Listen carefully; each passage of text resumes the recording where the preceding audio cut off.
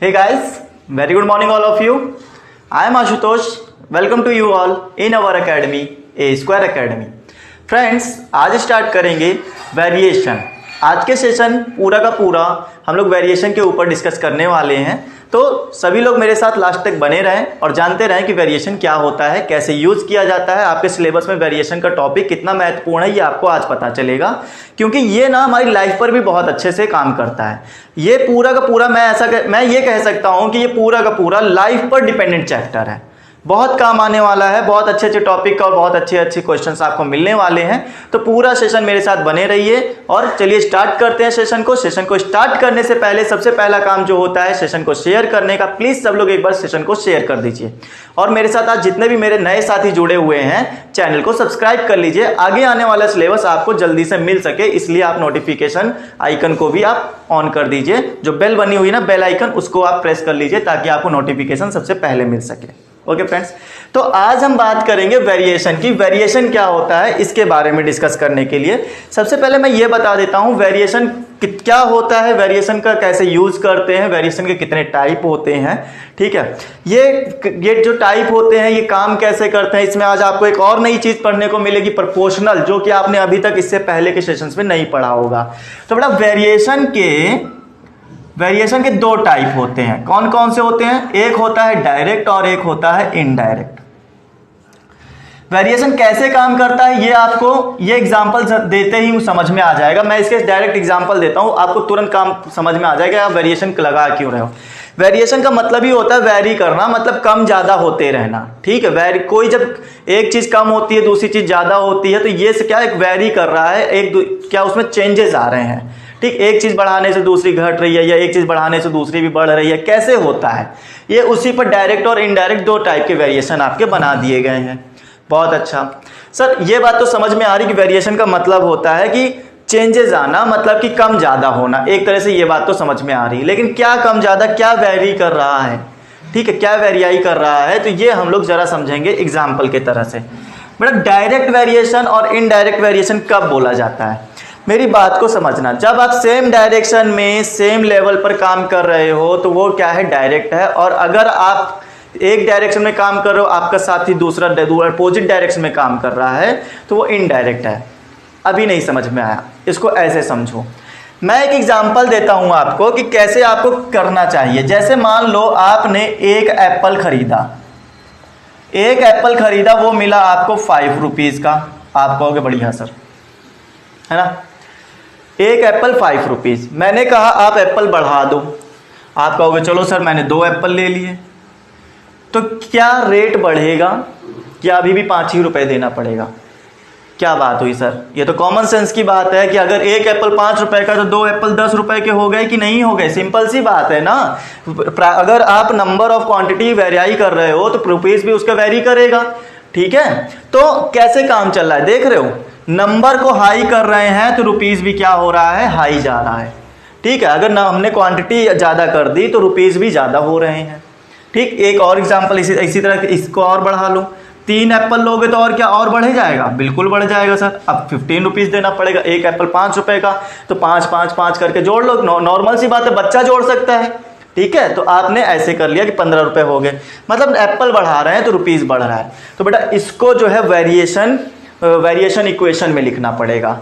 अब variation equation कैसे लिखी जाती है सर, तो वो समझो जरा, वेरिएशन इक्वेशन लिखी कैसे जाती है। अच्छा, एक और चीज, वेरिएशन इक्वेशन लिखने से पहले ये पहचान लो कि ये है कौन सा वेरिएशन, डायरेक्ट वेरिएशन है या इनडायरेक्ट वेरिएशन है, ये भी पहचान लो, बहुत ज्यादा जरूरी है। तो बेटा ये है डायरेक्ट वेरिएशन। सिंपल सी बात है, ये क्या है, डायरेक्ट वेरिएशन। सर कैसे पहचाना? ये पहचाना ऐसे है कि जब आप एक क्वांटिटी बढ़ा रहे थे, एप्पल की क्वांटिटी बढ़ा रहे थे, तो दूसरी वाली क्वांटिटी जो रुपीज थी वो ऑटोमेटिकली अपने आप बढ़ गई। आपने क्या पैसे बढ़ाए? पैसे नहीं बढ़ाए, हमने क्वांटिटी, हमने कहा एप्पल मुझे ज्यादा चाहिए, तो दुकानदार ने कहा भाई पैसे भी ज्यादा लगेंगे। बिल्कुल सही बात है भाई। हाँ, अगर क्वांटिटी बढ़ा दी तो रुपीज भी ज्यादा बढ़ लगेंगे, रुपीज भी अपने आप बढ़ जाएंगे। तो ये जो चीज है इक्वेशन ऑफ वेरिएशन में कैसे लिखनी चाहिए, इसको आप सिंबल दे दो। पहले तो मैंने कहा नंबर ऑफ एप्पल को मैं कह दूंगा A से, और रुपीज को मैंने कह दिया R से। ठीक है, ये मैंने सिंबल दे दिए अपनी अंडरस्टैंडिंग के लिए कि अगर ए लिखा होगा तो मैं समझ जाऊंगा नंबर ऑफ एप्पल की बात की जा रही है, अगर आर लिखा होगा तो मैं समझ जाऊंगा कि वो रुपीस की बात की जा रही है। तो मैंने कहा ए जो है वो प्रोपोर्शनल टू है आर के। अभी मैंने कहा था आज एक साइन नया पढ़ेंगे, आप कहोगे सर ये जो साइन लगा हुआ है यही नया है हमारे लिए, यही प्रोपोर्शनल बेटा। एक्चुअली ये बना ऐसे है बट बनाते ऐसे हैं बेटा, ठीक है। जरा इसमें और इसमें फर्क समझना है। अब ऐसा बनाने के लिए काफी मेंटेनेंस हाथ घुमाना पड़ता है, मेंटेनेंस के साथ बनाना पड़ता है, इसीलिए इसको ऐसे बना देते हैं जल्दबाजी में। तो आप इसको अंडरस्टैंडिंग के साथ लेना कि ये जो साइन लगा हुआ है ये कौन सा लगा हुआ है, प्रोपोर्शनल का साइन लगा हुआ है। कौन सा है ये, प्रोपोर्शनल का साइन। आप कहोगे सर दुनिया भर में बहुत साइन पढ़ के आए लेकिन ये साइन आज तक नहीं पढ़ा, plus minus multiply divide equal सब साइन पढ़े हैं लेकिन ये साइन अभी तक नहीं पढ़ा। तो आज पढ़ो बेटा प्रोपोर्शनल काम क्या करता है, ये इन दोनों क्वांटिटी के बीच में क्या काम कर रहा है, नंबर ऑफ एप्पल और रुपीस के बीच में क्या काम कर रहा है, इसको समझो। मतलब बहुत ब्रीफली पढ़ा रहा हूं, बहुत ही कायदे से समझा रहा हूं। अगर ये चीज समझ में आ गई तो समझ लो कि आपका जो क्वेश्चन है ना 7.1 के वो सारे समझ में आ जाएंगे, ठीक है। तो थोड़ा इंटरेस्ट लेके बस समझते जाओ कि ये क्या बताना चाहता हूं मैं, इसी तरह से मैं इसमें भी बताऊंगा कि ठीक है। तो मैंने कहा कि ये जो है आपका ए जो है वो प्रोपोर्शनल टू है आर का। सर काम कैसे करता है, इसका मतलब होता है कि अगर आप ये क्वांटिटी बढ़ाओगे तो ये क्वांटिटी ऑटोमेटिकली बढ़ जाएगी बिना कुछ करे। यही तो हो रहा था बेटा, एप्पल बढ़ा रहे थे रुपीस अपने आप बढ़ता जा रहा था। तो प्रोपोर्शनल इसीलिए लगाया गया, ये शो कराता है कि अगर आप एक क्वांटिटी बढ़ाते हो तो दूसरी वाली क्या हो जाती है, अपने आप बढ़ जाती है। सर बहुत अच्छा, ये बातें पूरी तरह से समझ में आ गई हैं। आगे चलिए, और कोई एग्जांपल दे सकते हो क्या, और कोई एग्जांपल? हाँ बिल्कुल दे सकते हैं बड़ा। ये क्या बना है, सर्कल बना है, बढ़िया। इसमें कितनी रेडियस है, आर रेडियस है, ये भी अच्छी बात है। फिर ये बताओ ये क्या बना है, ये सर्कल बना है, और अच्छा है। फिर मैंने एक और सर्कल बना दिया, एक और सर्कल बना दिया। देख रहे हो आप क्या पहचान क्या रहे हो, कहोगे सर आर जो है वो बढ़ता जा रहा है। आर क्यों, सर्कल ही बड़ा होता जा रहा है, आर जो है बढ़ाने से सर्कल बड़ा हो जा रहा है। तो अब जरा ये देखो, जब आर छोटा था तो एरिया भी छोटा था, आर थोड़ा बढ़ाया तो एरिया और बढ़ गया, और आर बड़ा कर दिया तो एरिया और ज़्यादा बड़ा हो गया, आर को और बढ़ाया तो एरिया और ज़्यादा बड़ा हो गया। मतलब क्या है, मतलब ये है कि आर को बढ़ाने से एरिया बड़ा होता है। तो r is proportional to a means area, circle area, ठीक है। तो यहाँ पर ये वेरिएशन काम करेगा। तो ये पहचानो, अपने आप से कॉन्सेप्ट को पहचानो कि एक चीज़ बढ़ाने से अगर दूसरी चीज़ बढ़ रही है तो वो हमारा डायरेक्ट वेरिएशन है, और डायरेक्ट वेरिएशन लिखने के लिए हम लोग ये इक्वेशन ऑफ वेरिएशन लिखी जाती है। यही है आपकी इक्वेशन ऑफ वेरिएशन, ठीक है। सर क्या सिर्फ बढ़ता ही है, घटता नहीं है क्या? बेटा घटता भी है। अगर आप आर को कम करना शुरू करो तो एरिया कम होने लगेगा, तो उस समय पर भी आप यही इक्वेशन लगाओगे। इसमें कुछ दो राय नहीं है कि आप ये इक्वेशन नहीं लिख सकते, चाहे बढ़ रहा हो एक साथ और चाहे घट रहा हो एक साथ, आप दोनों के लिए यही इक्वेशन लगाओगे, ठीक है। ये बात समझ में आ गई, बढ़िया। सर जब दोनों घट रहे हो और दोनों बढ़ रहे हो, मैं बार बार बोल रहा हूं दोनों बढ़ रहे हो और दोनों घट रहे हो, तब आपको ये चीज लगानी है। दोनों कौन, रेडियस बढ़ाने से एरिया बढ़ना चाहिए, तब आप कहोगे हाँ सर समझ में आ गया, एक चीज बढ़ाई तो दूसरी चीज ऑटोमेटिकली बढ़ गई, ठीक है, दोनों लेवल पर आ गए, बढ़िया। अब चलते हैं दूसरे वाले के पास, कौन, ये वाला इनडायरेक्ट। इनडायरेक्ट वो आप लोग इसको ना इनवर्सली प्रोपोर्शनल भी बोला जाता है, इनवर्सली प्रोपोर्शनल, ठीक है, ये भी बोला जाता है। ये डायरेक्ट प्रोपोर्शनल होता है, वो इनवर्सली प्रोपोर्शनल होता है। डायरेक्ट वेरिएशन, इनडायरेक्ट वेरिएशन ये भी बोला जाता है। ये डायरेक्ट प्रोपोर्शनल भी बोला जाता है, ये इनडायरेक्ट प्रोपोर्शनल भी बोला जाता है, चाहे जिस नाम से बुलाओ कोई फर्क नहीं पड़ता है। चलो अच्छा, इसके एग्जाम्पल हो गए हो तो अब इसके एग्जाम्पल पे चलेंगे। अब ऐसी चीजें पकड़ो जो उल्टा हो जाए। उल्टा होने का मतलब क्या सर? उल्टा होने का मतलब मेरा ये है कि एक चीज बढ़ाने से दूसरी चीज घट जाए। समझ में आया कुछ? एक चीज बढ़ाओ दूसरी चीज घट जाए। सर ये कैसे हो सकता है? बेटा ऑफ कोर्स हो सकता है, बहुत सारी चीजें ऐसी हैं कि आप एक चीज बढ़ाओगे तो दूसरी चीज घटती नजर आएगी। कैसे सर? इसको ऐसे समझो, ये रहा आपका हाउस, बढ़िया बना है, ये रहा आपका स्कूल, ये लो, ठीक है, ये स्कूल मैंने बनाकर तैयार कर दिया, ये बन गया स्कूल। तो बेटा यहां से आज आपको जाना है स्कूल पर। अब यहाँ दो चीजें होती हैं। एक दिन आप हो गए लेट, आप लेट हो गए तो आपने दौड़ना शुरू किया। आपने क्या किया, जो आपकी स्पीड थी उस स्पीड को आपने बढ़ा दिया। क्यों बढ़ा दिया? ताकि टाइम कम लगे। टाइम क्या हो जाए? कम लग जाए। ये बात समझ में आई? इस आपको एक दिन लेट हो गया, प्रेवेयर में नहीं पहुंच पा रहे हो, तो आपने सोचा मैं दौड़ के जाता हूं। दौड़ के जाने से क्या होगा? टाइम कम लगेगा। तो देखो, स्पीड बढ़ाई तो टाइम कम हो गया। बात समझे? अगर इसी का दूसरा रूप पढ़ो, आज बहुत मूड में हूं, बहुत ज्यादा टाइम है, आराम से जाऊंगा, कोई दिक्कत नहीं है, अगर प्रेयर में नहीं भी पहुंचा तो 2-4 मैडम की गालियां सुन लूंगा, लेकिन फिर भी आराम से जाऊंगा। ठीक है, तो आपने स्पीड को कम कर दिया। अब क्या होगा? समय ज्यादा लग जाएगा। ये कॉमन सेंस की बात है। जब धीरे धीरे चलोगे तो समय देर में ही तो पहुंचोगे। तो देखो, एक चीज बढ़ा रहे हैं, इस वाली क्वांटिटी को इसके साथ पकड़ो। जब स्पीड बढ़ाई तो टाइम कम लगा, स्पीड घटा दी, टाइम ज़्यादा हो गया। मतलब स्पीड बढ़ा रहे हो, टाइम कम हो रहा है, स्पीड घटा रहे हो, टाइम ज़्यादा हो रहा है। एक चीज़ बढ़ रही, एक चीज़ घट रही। जब ऐसी कंडीशन दिखने लगे कि एक चीज़ बढ़े दूसरी चीज़ घटे, तब आप बोलते हो इनडायरेक्ट वेरिएशन है। इसको लिखते कैसे हैं सर? बेटा, एस और टी के बीच में अगर डायरेक्ट वेरिएशन होता तो एस प्रोपोर्शनल टू टी लिखते, लेकिन ये तो इनवर्सली प्रोपोर्शनल है, उल्टा हो रहा है। तो उल्टा लिखने के लिए हम लोग 1/t लिखेंगे। S proportional to 1/t, this is shows the variation of equation in indirect proportional. बताओ, ये बात समझ में आ गई? तो ये जो एक चीज आई है, ये आई है इनडायरेक्ट वेरिएशन की। अगर यहां तक आ गया है समझ में, तो थम्स अप करके कमेंट पे बताते रहो कि हाँ सर बढ़िया है, अच्छा चल रहा है। ठीक है, चलो आगे चलेंगे अब।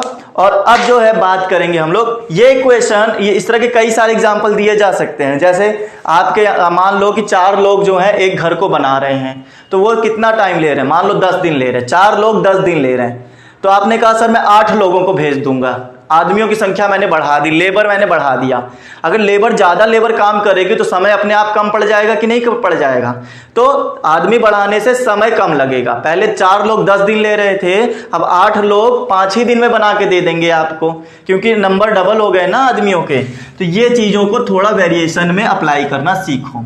बेटा, अभी इक्वेशन ऑफ वेरिएशन बनाना सिखाया है, अब इसका सॉल्यूशन सिखाएंगे by question in your exercise.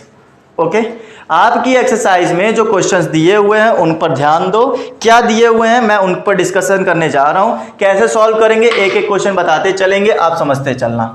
पहले क्वेश्चन में इन्होंने बोला है right the following statements using the symbol of variation. सिर्फ सिंबल ऑफ वेरिएशन में आपको इक्वेशन ऑफ वेरिएशन बनाकर देनी है। इन्होंने कहा है फर्स्ट क्वेश्चन का जो फर्स्ट पार्ट है, circumference c of a circle is directly proportional है। इनडायरेक्टली प्रोपोर्शनल नहीं है, इनडायरेक्टली होता तो 1/, में लिखना पड़ता, but this says that directly proportional. क्या है डायरेक्ट प्रोपोर्शनल? सी है। What is c? C is a circumference, किसका? सर्कल का। उसके बाद directly proportional to its radius, तो जो सी है वो डायरेक्टली प्रोपोर्शनल है रेडियस के। खत्म बात। सिंबल के थ्रू इनका सिंबल यूज करना था। सिंबल, सर्कमफेरेंस का सिंबल सी दिया इन्होंने ब्रैकेट के अंदर, रेडियस का सिंबल इन्होंने आर दिया है ब्रैकेट के अंदर। तो बस इनका सिंबल उठा लो और वेरिएशन ऑफ इक्वेशन लिख दो। दूसरा स्टेटमेंट क्या कहता है? दूसरा स्टेटमेंट कहता है consumption of petrol L. Consumption of petrol को हम लोग एल से डिनोट करेंगे, मतलब एल को समझो लीटर में मेजर किया जा रहा है, तो वो एल हो गया। फिर उसके बाद in the car and distance travel by that car, D, distance को डी से डिनोट कर रहे हैं जो इस कार ने कवर की है। इस डायरेक्ट वेरिएशन, ये भी डायरेक्ट वेरिएशन है। बेटा कैसे डायरेक्ट वेरिएशन है समझ सकते हो? जब आप डिस्टेंस ज्यादा चलोगे गाड़ी से तो तेल भी तो ज्यादा लगेगा। दूर तक जाना है तो ज्यादा तेल लेकर जाना पड़ेगा, अगर थोड़ी ही दूर जाना है तो कम तेल लगेगा। क्यों? अगर आपको 1 किलोमीटर जाना तो आप पहले ही अंदाजा लगा देते हो ना कि आज कम तेल लगने वाला है या ज्यादा तेल लगने वाला है। ज्यादा 2 किलोमीटर जाना होगा तो 2 लीटर तेल लग जाएगा, 1 किलोमीटर जाना होगा 1 किलो तेल लग जाएगा। ऐसा ही तो होता है, 1 लीटर तेल लग जाएगा। तो इस तरह की चीजें समझो कि लीटर मतलब कंजम्पशन ऑफ पेट्रोल जो है वो डायरेक्ट प्रोपोर्शन होगा डी के। अगर तेल ज्यादा लगेगा तो इसका मतलब डिस्टेंस भी ज्यादा होगी। खत्म, पहले का आंसर खत्म। ओके, आई होप समझ में आ गया होगा। अगर समझ में आ रहा है तो आप थम्स अप करके बताते रहो हाँ सर बढ़िया चल रहा है, और पसंद आ रहा है अगर तो लाइक बटन को हिट करना मत भूलो। ठीक है, और साथ ही साथ शेयर कर दो एक बार जोर लगा के सेशन को। चलो बेटा आगे चलते हैं, क्वेश्चन नंबर 2 पे चलते हैं, जिसमें आपको अब सीखना है कुछ। इन्होंने कहा है नंबर ऑफ एप्पल दिया हुआ है, नंबर ऑफ एप्पल कहा है x मान लो इसको, नीचे दिया है कॉस्ट ऑफ एप्पल। अभी अभी इसी का एक एग्जाम्पल भी हमने पढ़ाया था, कॉस्ट ऑफ एप्पल को y सिंबल दे दिया इन्होंने, सिंबल पर ध्यान देना थोड़ा सा। हाँ, इन्होंने कहा 1 एप्पल लेते हो तो 8 रुपीज देते हो, बढ़िया। अब 4 एप्पल लोगे तो 32 रुपीज दोगे, सभी लोग जान गए होंगे। 1 एप्पल 8 रुपए का है तो 4 एप्पल 32 रुपए के, मतलब 32 ही रुपए के तो बैठेंगे, सिंपल सी बात है। अब ऊपर पता नहीं कुछ दिया नहीं है, बोला नीचे 56 है, फिर इन्होंने कहा है 12, तो आप कहोगे नीचे पता नहीं कितना है, फिर 160 तो नहीं, ऊपर पता नहीं कितना है। ये इन्होंने कुछ ऐसे काम करके दे दिया है कि आपको ये चीजें फिल करानी। बेटा मेरी बातों को बहुत ध्यान से समझना, क्वेश्चन एक ही सीख जाओगे तो समझो सब सीख जाओगे, क्योंकि सारे क्वेश्चन एक जैसे ही मिलने वाले हैं, ठीक है। मेरी बात को समझो, यहां पर आप देख रहे होगे कि ये जो डब्बा दिया हुआ है इसमें तो कुछ भी फिल नहीं करना है, बढ़िया। तो ऐसा क्यों कर दिया क्वेश्चन ने, इसमें भी फिल नहीं करना है, बस इसमें और इसमें 3 में फिल करना है, बाकी में नहीं करना है। तो ये इसलिए दे दिया है ताकि इसकी हेल्प से आप कांस्टेंट वैल्यू निकाल लो। अब कांस्टेंट वैल्यू क्या होती है सर, अभी तक तो बताए नहीं है आप बता रहे ना बेटा, हाइपर काहे होते हो। देखो ना, आप पहले ये बताओ ये डायरेक्ट वेरिएशन है कि इनडायरेक्ट वेरिएशन है। सर अब भी तो एग्जाम्पल दिए थे, अगर 1 एप्पल खरीदोगे तो 8 रुपए का पड़ रहा है, 2 एप्पल खरीदेंगे तो 16 रुपए का पड़ेगा, 3 एप्पल खरीदेंगे तो 24 रुपए का पड़ेगा। मतलब एप्पल बढ़ा रहे हो तो रेट बढ़ रहा है, रेट बढ़ रहा है तो इसका मतलब ये डायरेक्ट वेरिएशन है। एक चीज बढ़ाई दूसरी चीज भी बढ़ गई तो इसका मतलब ये डायरेक्ट वेरिएशन हुआ। डायरेक्ट वेरिएशन हुआ तो मैं ये कह सकता हूं कि x proportional to y। Sir what is x and what is y, तो बेटा क्वेश्चन में ही दिया है x is the number of apple, this x, cost of apple is y, ठीक है। ये पैसा है और ये क्वांटिटी है, बताओ समझ में आ गई। अब उसके बाद हमको क्या करना होता है, ये जो मैं बताने जा रहा हूं बहुत ही ज्यादा इंपॉर्टेंट है, इसको हटा दो, इसको हटा दो, इसका कोई काम नहीं। कैसे हटाया जाता है, इसकी जगह एक इक्वल लगाया जाता है, बस इतना सा नहीं, इतना सा नहीं, इसके साथ में एक और बहुत ही ज्यादा इंपॉर्टेंट चीज आती है, वो होती है कांस्टेंट। ये लो खत्म, ठीक। अब ये कांस्टेंट क्या होता है सर ये प्रोपोर्शनल के लिए आता है, आप याद कर लो, प्रोपोर्शनल के लिए कांस्टेंट वैल्यू लगाई जाती है। जब भी एक प्रोपोर्शनल हटता है ना तो इक्वल के 2 के साथ में, इक्वल टू के दूसरी तरफ RHS में एक कांस्टेंट वैल्यू देकर जाता है। यही आपकी होती है इक्वेशन ऑफ वेरिएशन, खत्म, ठीक है। ये जो बनाए हो this is your equation of variation where k is the constant value, okay. इसी के लिए तो हम लोगों को ये चीज दी गई है कि आप k निकाल लो, यहां से x दिया है 1 है, y दिया है 8 है, k बता लो क्या होता है। तो बेटा k निकालने के लिए हम लोग पहली कंडीशन पर चलते हैं, मैं इसको पहली कंडीशन बोलूंगा, ये हमारा सेकंड क्वेश्चन हो जाएगा, यहां पर हमारा थर्ड क्वेश्चन हो जाएगा, ये हमारा फोर्थ और ये हमारा फिफ्थ क्वेश्चन हो जाएगा। तो मैं इसको पार्ट बाय करूंगा कि थर्ड पार्ट सेकंड पार्ट इस तरह से करूंगा। तो मैं फर्स्ट पार्ट पे चलता हूं, इस पे चाहो तो सेकंड वाले की हेल्प से भी कर सकते हैं। अगर फर्स्ट पार्ट को ध्यान से देखोगे तो x की वैल्यू मिलेगी 1, y की वैल्यू मिलेगी 8। तो आप कह सकते हो since x is equal to ky है तो x की वैल्यू कितनी आ गई, x की वैल्यू रखो बेटा यहां पर, इसको मैं यहां सॉल्व कर दूं। x की वैल्यू 1 ले रखी है, k की वैल्यू पता नहीं, 8 हमारा इतना आ गई, ये डिवाइड में ले आओ तो k की वैल्यू क्या 1/8 नहीं आ जाएगी, k की वैल्यू कांस्टेंट वैल्यू हो गई हमारे पास फाइंड।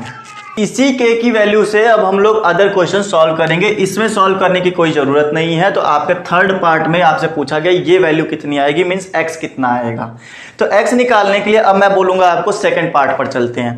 बेटा सेकंड पार्ट पे चलते, सेकंड नहीं ये थर्ड पार्ट है ना, तो थर्ड पार्ट का सॉल्यूशन देखने से पहले आप कहोगे सर x हमें पता नहीं है, y हमें पता है 56 दिया गया है, k भी, अब साथ में k भी लिखते रहो हर बार, k हमारे पास 1/8 है। आखिर तीनों ही वैल्यू ना x k y, equation of variation में तीनों ही वैल्यू आएंगी x और k y, इसी तरह हर बार चलता रहेगा। एक बार एक कंडीशन से k निकाल लो फिर उसको अदर कंडीशंस में रखना शुरू करो। अब हम लोग कह सकते हैं since x is equal to k y होता है, तो आप ये भी कह सकते हो, यहां पे सॉल्व करें तो x की वैल्यू हमें पता नहीं है, k की वैल्यू हमें पता है कि वो कितनी है 1/8 है, उसके बाद y हमारे पास 56, 8 7 जा 56, मतलब कितना आ गया 7 आ गया, x की वैल्यू 7 आएगी। बहुत बढ़िया। फोर्थ क्वेश्चन पे बताइए सर क्या करना है। फोर्थ क्वेश्चन बेटा आपको ये करना है कि x की वैल्यू 12 दी गई है, y की वैल्यू आपको पता नहीं है कितनी है, ठीक। उसके बाद k भी हमने कहा था हर बार लिख लेना 1/8, सिंस x की वैल्यू जो होती है वो k और y होती है, तो आप कह सकते हो x की वैल्यू आ गई 12, 1/8 इंटू वाई हमें पता चल जाएगा, यहां से ये क्वेश्चन मार्क है। तो y की वैल्यू कितनी आ जाएगी, 8 डिवाइड में इधर मल्टीप्लाई में कर दो, आ गया 96, ये हो गया y value, y is equal to 96। Same to same करके आप फिफ्थ वाले का भी कर सकते हो। तो मैं एक और क्वेश्चन कराई देता हूं, अगले वाले में आप कहना कि हाँ सर इसके आगे हम कर पाएंगे, ठीक है। चलो x की वैल्यू हमें पता नहीं है कितनी है, y की वैल्यू हमें दिया हुआ है 160 है, k की वैल्यू हमने कहा 18 लेते हैं।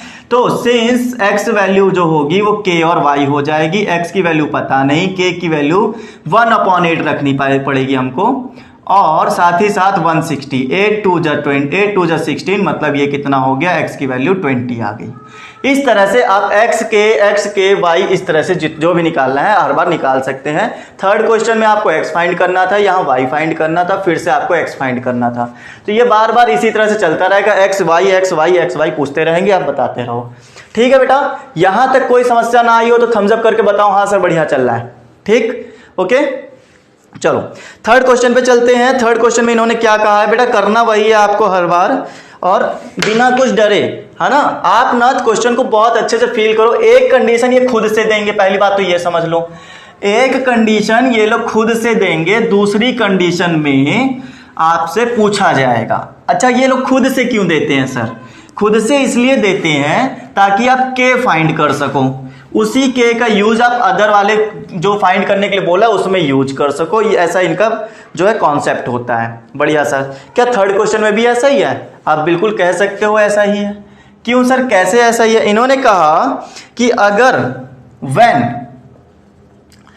m इज इक्वल टू 154 है, n इज इक्वल टू 7 है, ओके, देन फाइंड करो। अब इन्होंने एक कंडीशन, ये कंडीशन दी है, खुद से दी है ताकि आप के निकाल सको, या इसकी हेल्प से हम क्या निकालेंगे, के निकालेंगे। और साथ ही साथ में ये भी समझना, हमसे अगली कंडीशन में पूछा है फाइंड करो वैल्यू ऑफ m कितना आएगा, m क्वेश्चन मार्क n14 है, m बताओ कितना आएगा, अगली क्वेश्चन में पूछा है। तो ये किस लिए दिया है, n की वैल्यू 7 दिख तो रही। अच्छा यहाँ पे एक और कॉमन सेंस लगाया जा सकता है, अच्छा नहीं ठीक है, हाँ बहुत बढ़िया है। आप देखो यहाँ n की वैल्यू डबल कर दी है ना, तो अगर आपका ये डायरेक्ट वेरिएशन है, एक तो इन्होंने खुद ही कहा है कि हाँ बेटा ये डायरेक्ट वेरिएशन है, m प्रोपोर्शनल टू n दिया है ना। तो ये जब दिया हुआ है, n की वैल्यू 14 दी है ना, हाँ, तो आप कह सकते हो ना n की वैल्यू यहाँ डबल कर दी है, तो m की वैल्यू भी डबल हो जाएगी। करके देखें क्या, कुछ शायद समझ में आ रहा है। देखो बेटा करना क्या होता है, अगर m प्रोपोर्शनल टू n है तो हम यहाँ से इक्वेशन ऑफ वेरिएशन बना सकते हैं kn लेकर। बढ़िया है, स्मॉल n यूज करो तो स्मॉल ही यूज करो हर बार, ठीक है। तो नाउ हम कहेंगे m की वैल्यू है 154, k की वैल्यू हमें पता नहीं, 7 हमको दिया हुआ है n की वैल्यू। ये इसीलिए तो दिया गया था ताकि आप k निकाल सको इक्वेशन ऑफ वेरिएशन में, ठीक है। यहां पे सबसे पहले आप पुट लिख देना, पुट यहां पे लिख देना, put m is equal to 154 and n is equal to 7, तब ये लगाना, ठीक है। तो इसको डिवाइड कराओ, 154/7 इज इक्वल टू k, तो k की वैल्यू कितनी आ गई, 7 2 जा 14, 7 2 जा 14, k की वैल्यू आ गई 22। बढ़िया बेटा, ठीक है। यहां तक k की वैल्यू तो समझ में आ गई सर। अब क्या करें, अब बेटा उस पर चलो जो आपको फाइंड करना है, आपको फाइंड करना है m। नाउ अगेन हमें जो दिया गया है m पता नहीं है, n हमारे पास 14 है, k हमने निकाल लिया है 22 है। तो हम लोग क्या करेंगे, बाय इक्वेशन ऑफ वेरिएशन से हम लोग करेंगे, since m is equal to k n है, तो m की वैल्यू हमें फाइंड करनी, k की वैल्यू हमें दी गई है 22 और इसकी वैल्यू दी है 14। 14 2 जा 28 कैरी 2, 14 2 जा 28 और 2 कितना हो जाएगा, 30 हो जाएगा। क्या मेरा अंदाजा सही था? डायरेक्ट वेरिएशन में दोनों क्वांटिटी पर एक ही जैसा काम होता है। आपने n को डबल किया, 7 2 जा 14, तो ये जो m आया वो भी डबल आया, ये देखो तो देखते ही आंसर बताया जा सकता था। देख रहे हो, n ने जब एक चीज में दिया था उसका डबल कर दिया अगली वाले क्वेश्चन में, तो m भी तो डबल हो जाएगा। ये तब होगा जब डायरेक्ट वेरिएशन होगा, इनडायरेक्ट वेरिएशन की अभी बात नहीं कर रहे हैं। ठीक है, चलो आगे चलेंगे क्वेश्चन नंबर 4 के पास। वो हमसे क्या करवाना चाहता है जरा ये बताना। बेटा क्वेश्चन नंबर 4 भी आपका जो है क्वेश्चन नंबर 2 की तरह है, अभी सॉल्व करवाया था बिल्कुल सेम टू सेम। तो मैं आपको हिंट दूंगा, एक क्वेश्चन करके दिखाऊंगा, बाकी पार्ट आपको करने होंगे। बहुत कायदे से क्वेश्चन समझना, कुछ भी हार्ड नहीं है, बिल्कुल वैसे ही है जैसे अभी आप करके आ चुके हो। तो इन्होंने कहा है m और n, क्वेश्चन पढ़ने की भी जरूरत नहीं है ज़्यादा, आप पहले तो डाटा नोट कर लो। इन्होंने दिया क्या, ये 3 पर 12 है, 5 पर 20 है और 6.5 पर हमें पता नहीं कितना है। उसके बाद नीचे दिया है 28, ऊपर पता नहीं कितना है, और यहाँ पर 1.25 है, नीचे पता नहीं कितना है। ठीक है बेटा, ऐसे इनके जगह पर आपको फिल कराना है। इन क्वेश्चन अच्छा पढ़ लेते हैं। इन्होंने कहा है in n varies directly as m, n varies directly as m, तो n जो है वेरी करता है m का, m वेरीज n नहीं करना। इन्होंने खुद लिखा है n varies m। Okay, complete the following, तो फॉलोइंग को कंप्लीट करो। बेटा ये इसीलिए तो इन्होंने बताया था कि n वेरी करता है m के साथ, तो ये इसलिए बताया क्या कि आप इक्वेशन ऑफ वेरिएशन बना पाओ। ये आ गई आपकी इक्वेशन ऑफ वेरिएशन, खत्म। चलो शुरू करते हैं काम। यहां पर k नहीं पता है, k पता करने के लिए इन्होंने पहली जो 2 वैल्यू दी है, देखो उसमें कुछ भी नहीं पूछा है, तो इन्हीं का यूज कर लो, किसी एक का यूज कर लो। k की वैल्यू हर एक में सेम ही आती है। तो फर्स्ट के पार्ट के पास चलते, ये हमारा फर्स्ट पार्ट रहेगा, ये सेकंड पार्ट, ये थर्ड पार्ट, ये फोर्थ पार्ट और ये फिफ्थ पार्ट रहेगा। फ्रेंड्स कंटिन्यू करते हैं।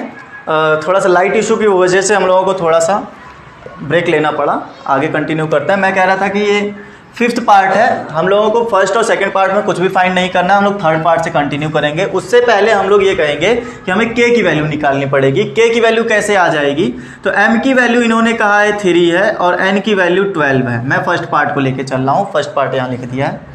ठीक है, तो k की वैल्यू कितनी आएगी, तो हमने कहा since n is equal to km है, तो n की वैल्यू हमारे पास में 12 हो गई, k की वैल्यू पता नहीं है, m की वैल्यू 3 है। डिवाइड कर दो, क्योंकि मल्टीप्लाई में है तो इधर डिवाइड हो जाएगा, k 3 4 12, k की वैल्यू हो गई 4 हमारे पास। तो ये हमारे जो है k की वैल्यू आई है, जो कि हर एक पार्ट में काम आएगी, चाहे थर्ड लगाओ, चाहे फोर्थ लगाओ, चाहे फिफ्थ लगाओ, सब में काम आएगा। थर्ड सेकंड में कुछ फाइंड नहीं करना, उसको हम छेड़ेंगे नहीं, थर्ड में हमको फाइंड करना है। हमने कहा थर्ड पार्ट के लिए m की वैल्यू आपको 6.5 दी गई है, n को हमें बताना है, k बताओ कितना है। k तो हमें निकाल लिया है ना, k हमारा 4 है, जो कि हर एक के लिए काम करता है। ठीक है, तो अब इसी k की हेल्प से हम लोग n की वैल्यू निकालेंगे। बेटा बहुत अच्छे से समझना, हर बार यही काम करना है और आपको हर बार k की वैल्यू यही रखनी है और ये m और n निकालते रहना है। ठीक है, कि आगे के जो क्वेश्चन रहेंगे वो आपको करने हैं, इसलिए इस क्वेश्चन को आराम से समझो। तो मैंने कहा कि since n is equal to k m है, ये क्या है आपका इक्वेशन ऑफ वेरिएशन है, यही आपकी क्या है इक्वेशन ऑफ वेरिएशन है। तो इक्वेशन ऑफ वेरिएशन में n हमें बताना है, k की वैल्यू 4 निकाली है, उसके बाद m की वैल्यू हमारे पास 6.5 है। कितना आ जाएगा ये, 4 6 24, उधर 2 26 आ रहा है क्या, 4 5 20 कैरी 2, 4 6 24 है 26, ये हमारे पास आ गया n। खत्म हो गई बात। इसी तरह से फोर्थ वाला करो और फिफ्थ वाला करो, दिस इज योर होमवर्क। ठीक है, हो जाए तो भी बताना कमेंट करके, हाँ सर अच्छा लगा जानकर कि हाँ हो गया है। ठीक है, उसके बाद अगर ना हो तो टेलीग्राम पे कांटेक्ट करके हमें ये भी बता सकते हो सर ये क्वेश्चन नहीं हुआ है, इसका सॉल्यूशन दे दीजिए। ओके, वैसे तो कोशिश करूंगा इसकी पीडीएफ आपको मिल जाए और उस पीडीएफ में आपको सारे सॉल्यूशंस लगे हुए मिलेंगे। ठीक है, तो क्वेश्चन नंबर 4 का फर्स्ट पार्ट हम लोगों ने यहीं तक कंप्लीट कर दिया, सेकंड पार्ट भी मैंने करा दिया, थर्ड पार्ट उसके बाद फोर्थ और फिफ्थ आपको करना है। जैसा भी सिचुएशन रहे वैसा बताना आप मुझे कमेंट करके या टेलीग्राम पर। टेलीग्राम का लिंक आपको डिस्क्रिप्शन में मिलेगा। ओके फ्रेंड्स, फिफ्थ क्वेश्चन की बात करेंगे, फिफ्थ क्वेश्चन समझेंगे उन्होंने कहा क्या है। तो क्वेश्चन जो है सेम टू सेम ऐसे ही चलने वाले हैं। फिफ्थ क्वेश्चन मुझे लगता है थ्योरी क्वेश्चन है, तो थ्योरी क्वेश्चन को बहुत अच्छे से समझना। ठीक है, चलो देखो फिफ्थ क्वेश्चन में इन्होंने क्या कहा है। फिफ्थ क्वेश्चन ये लोग कह रहे हैं कि y varies directly as square root of x। अच्छा y जो है वेरी करता है square root of x। What is the square root of, कैसे लिखोगे आप, y proportional to square root, बेटा ये साइन, इस साइन को हम लोग बोलते हैं स्क्वायर रूट, और ये किसका है, x का है, स्क्वायर रूट ऑफ x है। क्लियर। अच्छा फिर इन्होंने कहा है कि व्हेन, अब इन्होंने एक कंडीशन दे दी। अच्छा मैं यहां से इसको क्या ये लिख सकता हूं, आप कहोगे क्यों नहीं सर, ये इक्वेशन ऑफ वेरिएशन है हमारी, ये क्या है, इक्वेशन ऑफ वेरिएशन, ठीक है मुन्ना। तो आगे देखो, अब इन्होंने कहा है when x is equal to 16 and y is equal to 24। तो ये क्यों दिया जाता है, ये इसलिए दिया जाता है ताकि आप क्या कर सको, k की वैल्यू निकाल सको। तो k की वैल्यू चलो यहीं से निकाल लेते हैं।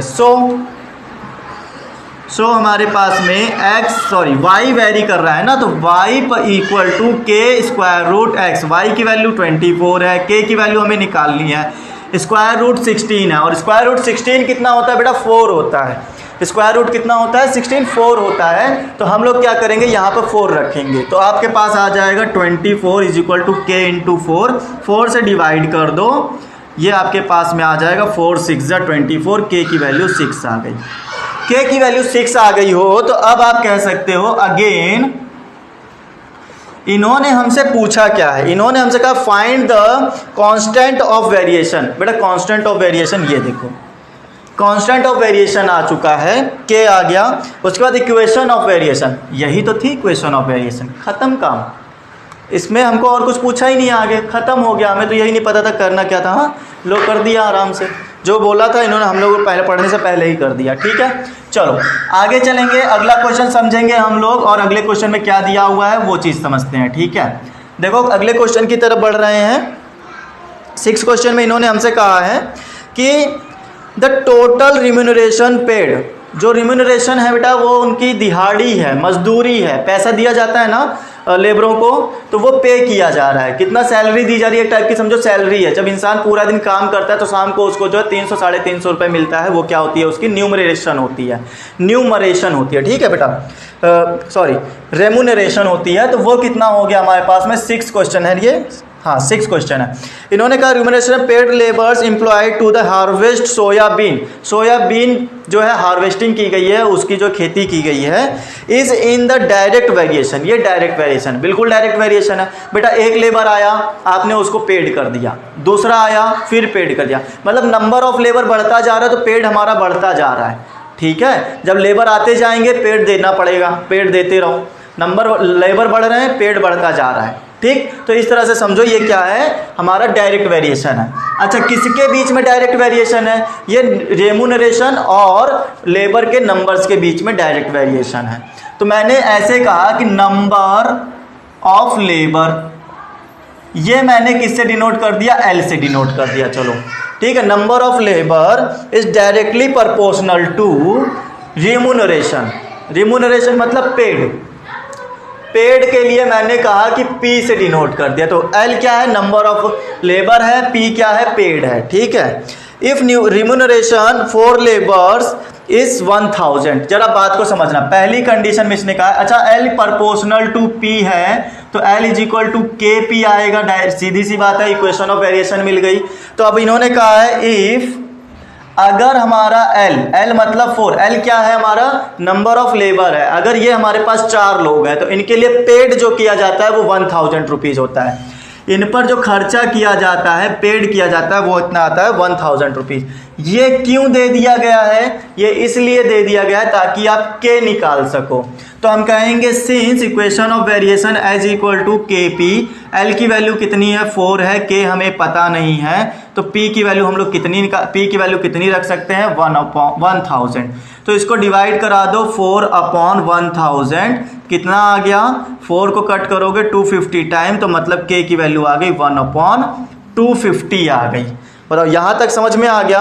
अगेन इन्होंने कहा फाइंड रिम्यूनरेशन, तो अगेन इन्होंने अब फाइंड करने के लिए क्या कहा है, पेड कर कितना होगा जब लेबर 17 होगी, लेबर कितनी आ गई, 17 लेबर आ गई। एल हमारा लेबर कितने हो गए, 17 हो गए। तो हमने कहा since l is equal to k p होता है, एल की वैल्यू 17 है, के की वैल्यू 1/250 है, इंटू पी हो गया। ठीक है बेटा, अगर ये चीज समझ में आ गई है तो ये डिवाइड वाली वैल्यू इधर मल्टीप्लाई हो जाएगी 25 और ये हो गया P। बेटा मल्टीप्लाई करो, 25 का टेबल पढ़ो 7 टाइम, तो आई थिंक ये होता है 175। 175 का 5 हमने नोट कर दिया, 17 कैरी हो गया। 25 को 1 से मल्टीप्लाई करेंगे तो आएगा 25, 17 ऐड करोगे तो आ जाएगा 42। ये वाला जीरो हमने लगा दिया, मतलब इतना रुपीज आपको पे करना पड़ेगा। कितना, 4250 रुपीज पे करना पड़ेगा 17 लेबर को। बताओ कहीं भी कोई भी क्वेश्चन में दिक्कत आ रही हो तो। ठीक है, उम्मीद करते हैं सेशन में मजा आई होगी, क्योंकि सेशन के सारे क्वेश्चन हो चुके हैं। सिलेबस में जितने क्वेश्चन आपके मिले थे प्रैक्टिस सेट 7.1 के अंदर, सब के सब क्वेश्चन हमने करवा दिए हैं। और उसमें से जो क्वेश्चन छोड़े गए हैं वो आप हमसे टेलीग्राम पे डिस्कस कर सकते हो, हमारे साथ कांटेक्ट कर सकते हो। टेलीग्राम का चैनल और लिंक सब कुछ आपको जो है डिस्क्रिप्शन में मिलेगा। ओके फ्रेंड्स, तो अगर सेशन पसंद आया है तो शेयर जरूर करना अपने फ्रेंड के साथ में, अपने क्लासमेट्स के साथ में, अपने जो भी लोग 8th में पढ़ रहे हैं उन सब के साथ में इस सेशन को शेयर करना, ताकि ये कंटेंट सबके पास तक पहुंच सके। ओके फ्रेंड्स, और साथ ही साथ पसंद आने का मतलब ये भी है कि लाइक बटन को हिट जरूर करना, लाइक जरूर करो चैनल को। साथ ही साथ कमेंट करके ये भी बताओ कि क्या अच्छा लग रहा है और क्या खराब लग रहा है, जैसा भी आपकी फीलिंग है वो हमसे शेयर कर सकते हो। ओके, अगर कोई सजेशन है तो भी दे सकते हो कि सर ये चीज़ प्रॉब्लम है या ऐसे करिए वैसे करिए, तो वो भी बता सकते हो। साथ ही साथ जितने भी लोग आज के सेशन में मेरे साथ नए जुड़े थे, सभी लोग प्लीज़ चैनल को सब्सक्राइब करके रखो, ताकि आने वाला जो सिलेबस है वो आपको मिल सके। टाइम टू टाइम हम लोग इस पर अपलोड करते रहते हैं आपके सिलेबस का सॉल्यूशन। ओके, तो वो जब भी आपका अपलोड होगा इन फ्यूचर तो आपको जो है पहले ही आपको इसका नोटिफिकेशन मिल जाएगा। ओके, तो जो सब्सक्रिप्शन जब लोगे तो उसके बगल में एक बेल आइकन आएगा, उसको भी प्रेस कर देना, वही आपका नोटिफिकेशन बेल आइकन होता है। ओके, तो चलते हैं आज इस सेशन को यहीं पर खत्म करते हैं। Bye all of you, take care, stay home and stay safe.